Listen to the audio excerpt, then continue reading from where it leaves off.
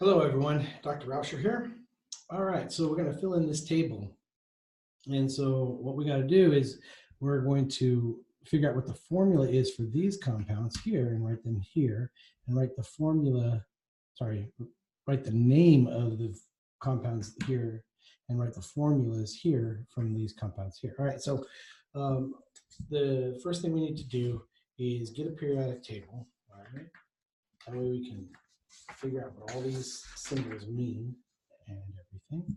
So we have titanium 3 phosphide. The 3 means that titanium has a 3 plus charge, and titanium on the periodic table is element 22, this guy here. So we know that this is titanium with a 3 plus charge because it says titanium 3 plus. Phosphide. Phosphide means that it's phosphorus and that it's an anion.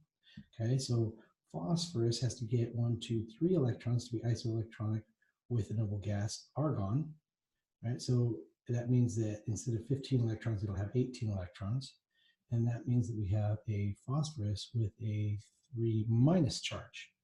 Now this is great because if this is a 3 minus and this is a 3 plus, we don't have to do crisscross in this case.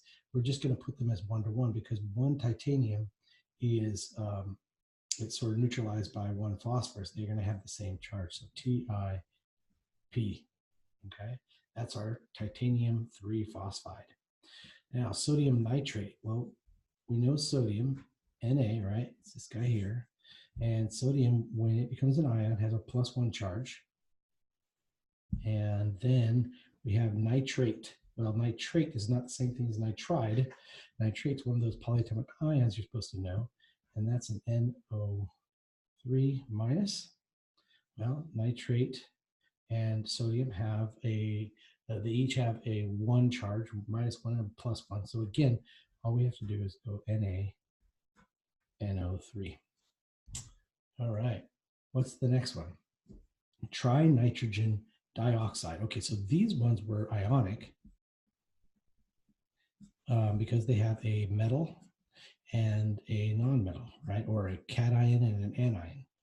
This one here is a molecular compound. This is covalent, right? Because we have nitrogen, which is a non-metal, and oxygen, which is a non-metal. So trinitrogen dioxide, that means that we have an N, and there's tri, so that means 3, dioxygen, so that'd be O2.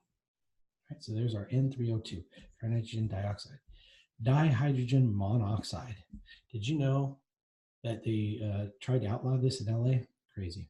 All right, so dihydrogen, so we have hydrogen and we have oxygen again, right? So this is going to be H2.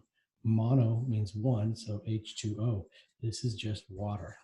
If I ask you for the name of H2O, you don't tell me water. You tell me dihydrogen monoxide because that's the correct name for it. All right, so now we look at this compound. Okay, if we break this apart, we have 3 potassiums and 1, you should know this polyatomic ion is phosphate, right? So PO4, that is a 3 minus, and the potassium, I don't know why I did that, K is a +1 because it's in the first column here. So since it's the first column, we don't have to use Roman numerals on it. We just call this potassium phosphate.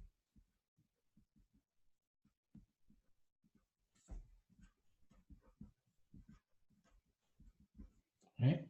Potassium phosphate. Now let's look at the next one here. CO. Well, that's carbon and that's oxygen. It's a molecular compound. We don't have to put mono for the first element. We will have to put mono for the second element. So here we have carbon, non-metal, oxygen, non-metal.